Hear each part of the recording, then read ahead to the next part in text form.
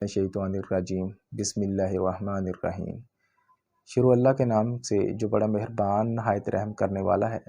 ناصر نجم ناصر official کے ساتھ آپ دیکھ رہے ہیں یوٹیوب چینل، اور آج کا عنوان ہے صدقہ، فطرانہ، زکوٰۃ، عشر میں کیا فرق ہے، اس کی اسلامی شرح کیا ہے۔ آج اس کے حوالے سے ہم بات کریں گے۔ میں نے سوچا کہ ایک ہی ویڈیو میں جو ہے اس کو کمپلیٹ کر دوں، کہ بجائے لوگ جو ہیں ان چیزوں میں الگ الگ ویڈیوز تلاش کرتے ہیں۔ تو صدقہ کیا ہے؟ سب سے پہلے ہم صدقے کے حوالے سے بات کرتے ہیں۔ صدقہ ایسی چیز ہے جو انسان کو بلاؤں سے ٹالتا ہے۔ اللہ کے نبی صلی اللہ علیہ وسلم نے فرمایا کہ اپنے مال میں سے صدقہ دیا کرو، اور یہ صدقہ جو ہے بہت سی مشکلاتوں کو، بہت سی بلاؤں کو ٹالتا ہے۔ ایک مرتبہ اللہ کے نبی صلی اللہ علیہ وسلم کے پاس ایک عورت آئی، اس نے کہا کہ اللہ کے نبی صلی اللہ علیہ وسلم، میں نے خواب دیکھا کہ میرے جو خامد ہیں وہ انتقال کر گئے ہیں۔ اللہ کے نبی صلی اللہ علیہ وسلم نے بجائے اسے تعبیر بتاتے کہا کہ جائیں آپ جا کر صدقہ دیں۔ اسی طرح مسلسل 3 دن اس کو خواب آتا رہا۔ اللہ کے نبی صلی اللہ علیہ وسلم نے 3 دن اس کو یہی کہا کہ آپ صدقہ کریں۔ تو اسی طرح ایک مرتبہ اللہ کے نبی صلی اللہ علیہ وسلم گھر پر موجود نہیں تھے۔ حضرت عائشہ خدیجہ رضی اللہ تعالی عنہ جو ہیں وہ گھر پر موجود تھیں۔ اس کے بعد وہی عورت روتی ہوئی آئی کہ میں نے مسلسل یہ 4تھی مرتبہ خواب دیکھا ہے تو کہ میرا خامد فوت ہو گیا۔ انہوں نے کہا کہ جا کر آپ، یہ اس کی تعبیر یہ ہے کہ آپ کے خامد جو ہیں کچھ دن بعد فوت ہو جائیں گے، انتقال ہو جائیں گے۔ تو وہ ایسے ہی ہوا کہ کچھ دن بعد اس کا انتقال ہو گیا۔ تو اللہ کے نبی صلی اللہ علیہ وسلم اس سے پہلے، ابھی اس کا انتقال نہیں ہوا تھا، اس سے پہلے جب گھر واپس آئے تو فرمایا کہ کوئی آیا تھا، تو انہوں نے کہا کہ ہاں کوئی ایک بڑھیا عورت آئی تھی تو آپ کا پوچھ رہی تھی۔ تو میں نے اسے پوچھا کہ کیا کام ہے، تو اس نے مجھے کہا کہ میں نے یہ خواب دیکھا ہے۔ تو میں نے اسے یہ کہا کہ آپ جو ہے، آپ کا جو خاوند ہے وہ اس کا انتقال ہو جائے گا۔ تو اللہ کے نبی صلی اللہ علیہ وسلم نے کہا کہ آپ کو چاہیے تھا کہ اسے کہتے کہ صدقہ کیا کرو۔ لہٰذا اس احادیث سے یہ ثابت ہوتا ہے کہ اللہ کے نبی صلی اللہ علیہ وسلم نے جب بھی کوئی مشکل خواب آتا ہے، یا کوئی ایسی آپ کے پاس آفت آتی ہے، یا آپ کو لگتا ہے کہ آپ پر مشکل ہے، تو آپ کو چاہیے کہ وہ صدقہ کرے۔ صدقہ جو ہے بلاؤں کو ٹالتا ہے، مشکلات کو ٹالتا ہے، آسانیاں پیدا کرتا ہے، اور صدقہ جو ہے کسی بھی وقت دیا جا سکتا ہے، صدقے کا کوئی ٹائم نہیں ہے۔ اور اللہ کے نبی صلی اللہ علیہ وسلم نے فرمایا کہ صدقہ دیا کرو، صدقہ دیتے رہا کرو۔ اسی طرح فطرانہ ہے۔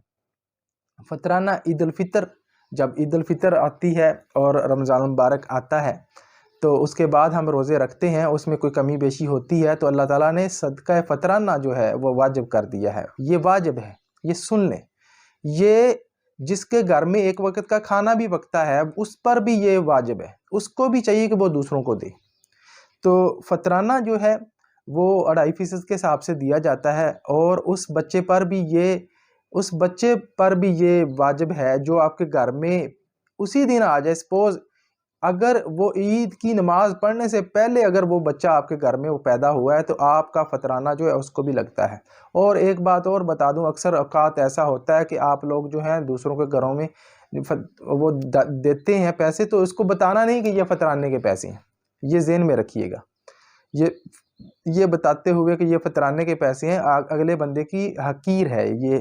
اور اللہ نے اسلام میں دوسرے کی جو ہے نیچ یا حقارت کی نظر سے دیکھنا یا اس کو بتانا کہ جس سے اس کی جو ہے حد تک ہو، اس طرح کے الفاظ جو ہیں یا اس طرح کی سوچ سے دینا موانت ہے۔ ایک اور سوال آتا ہے یہاں پر کہ اگر فطرانہ جو ہے غیر مستحق کو دیا جائے تو پھر کیا ہوگا، کہ ایک شخص مستحق ہی نہیں ہے، تو اس کا یہ سوال کا اس کا جواب یہ ہے کہ آپ کو وہ فطرانہ دوبارہ دینا پڑے گا۔ اس صورت میں آپ کا فطرانہ نہیں ہوگا۔ لہٰذا آپ کو دیکھنا چاہیے کہ مستحق شخص جو ہے اس کو فطرانہ دیا جائے۔ اب یہ سوال پیدا ہوتا ہے کہ فطرانے کی رقم کیا ہے۔ اب جو ہے کیونکہ گندم کا ریٹ جو 40,000 ہے، 40,000 کو تقسیم کریں 40 پہ تو 1 کلو کی قیمت نکلتی ہے 100 روپے، اور 100 روپے کے حساب سے ضرب کریں 2.5%، تو 2.5 کے حساب سے بنتا ہے 250۔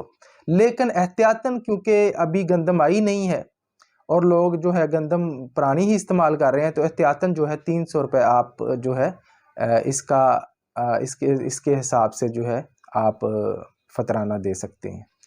اس کے علاوہ کوئی فطرانے کے حوالے سے یا صدقے کے حوالے سے آپ کا کوئی سوال ہو تو میں اس کے لیے بھی جواب دوں گا۔ زکوٰۃ زکوٰۃ جس طرح حج جو ہے وہ جسمانی عبادت ہے، اسی طرح جو زکوٰۃ ہے یہ بدنی عبادت ہے، یعنی مالی عبادت ہے۔ جو حج ہے وہ بدنی عبادت ہے، جبکہ جو یہ زکوٰۃ ہے یہ مالی جو عبادت ہے، مالی جو عبادت کے طور پر یہ اس کے ہم دیتے ہیں۔ تو اسی طرح زکوٰۃ کو بھی دیتے ہوئے آپ ایک تو پہلی بات کو غیر مسلم کو زکوٰۃ نہیں دے سکتے، غیر مسلم کو زکوٰۃ نہیں لگ سکتی۔ ہاں البتہ اس کی دلجوئی کے لیے کسی کی مدد کرنے کی خاطر آپ غیر مسلم کو دے سکتے ہیں، لیکن اس کو زکوٰۃ نہیں لگتی، یہ بھی بات میں آپ کو بتا دوں۔ دوسری بات کہ اس کا بھی 2.5 کے حساب سے ہے، اور اس کے لیے یہ ضروری ہے کہ یہ اس شخص پر واجب ہے، اس شخص پر یہ فرض کی گئی ہے زکوٰۃ جو صاحب استطاعت ہے، جو اس چیز کی طاقت رکھتا ہے۔ کس چیز کی طاقت رکھتا ہے؟ اس کی کیا کنڈیشن ہے کہ جس کے پاس 7.5 تولے سونا ہو یا 52.5 تولے چاندی ہو، اس شخص کے پاس یا یہ دونوں چیزوں کے برابر جو ہے وہ مال ہو، دونوں چیزوں کے برابر اس کے پاس مالیت ہو، تو اس پر یہ زکوٰۃ فرض ہے۔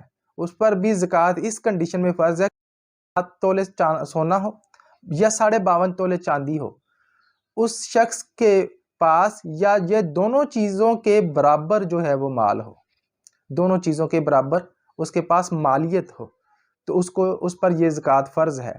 اس پر بھی زکوٰۃ اس کنڈیشن میں فرض ہے کہ اس کو پڑے ہوئے اس کے پاس 1 سال رہ گیا ہو، یا پھر یہ نہیں ہو کہ اس کو 1 سال ہونے سے پہلے اس کو سیل کر دے، اور سیل کر کے تو وہ پھر اس کہیں اور اس کو جو ہے استعمال کر لے، تو اس صورت میں بھی اس پر زکوٰۃ واجب ہے، لہٰذا اس کو زکوٰۃ دینی پڑے گی۔ عشر میں کیا فرق ہے؟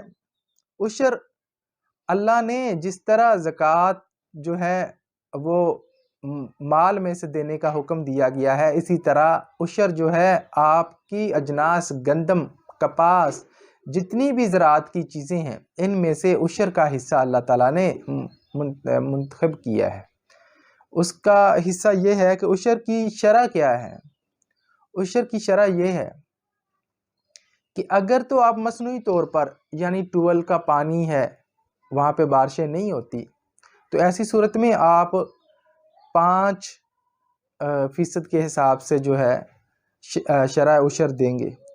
اور اگر قدرتی طور پر جو ہے وہاں پہ بارشیں ہوتی ہیں اور فصلیں آپ بیج بو دیتے ہیں، اللہ کی طرف سے بارشیں ہوتی ہیں اور فصلیں ہو جاتی ہیں، تو ایسی صورت میں اس فصل میں سے عشر کا 10واں حصہ جو ہے وہ دینا آپ پر واجب ہے۔ لہٰذا یہ اسلام کی شرح ہے اور اس میں کوئی کمی بیشی نہیں ہے۔ اور ایک اور بھی بات میں آپ کو بتاتا چلوں، اگر آپ یہ کام نہیں کرتے اور آپ لوگوں کو اللہ نے اتنی استطاعت دی ہے، اتنی طاقت دی ہے، اس کے باوجود بھی آپ صدقہ نہیں دیتے، فطرانہ نہیں دیتے، زکوٰۃ نہیں دیتے، عشر نہیں دیتے، تو معاف کیجئے گا، آپ اسلام کے منافی ہیں، آپ ان لوگوں میں سے ہیں جو اسلام کے مرتد ہو گئے ہیں، لہٰذا اسلام سے پھر جانے والے سرکش لوگوں میں سے شامل ہو جائیں گے اگر آپ یہ نہیں کرتے۔ اس کے علاوہ بھی بہت ساری بیماریاں جو ہیں وہ آپ کو گھیر رہیں گی، بہت ساری مصیبتیں ہیں، جو یہ نہیں کرتے ان کو دیکھیں جا کر، ایسی ایسی بیماریاں لگی ہیں جن کا علاج ہی ممکن نہیں ہے۔ لہٰذا اللہ کی رضا کے لیے، اللہ کے نبی صلی اللہ علیہ وسلم کی رضا کے لیے ان چیزوں کا خیال کیا کریں۔ اگر اللہ نے آپ کو فقیر کے گھر میں پیدا کیا ہوتا، آپ فقیر ہوتے، تو کیا ہوتا؟ کچھ کر سکتے تھے؟ لہٰذا اللہ نے آپ کو مال دیا ہے، اور اس مال میں سے جو اللہ کے احکام ہیں اس کو پورا کیا کریں۔ اپنا ڈھیر سارا خیال رکھیے گا۔ اللہ حافظ۔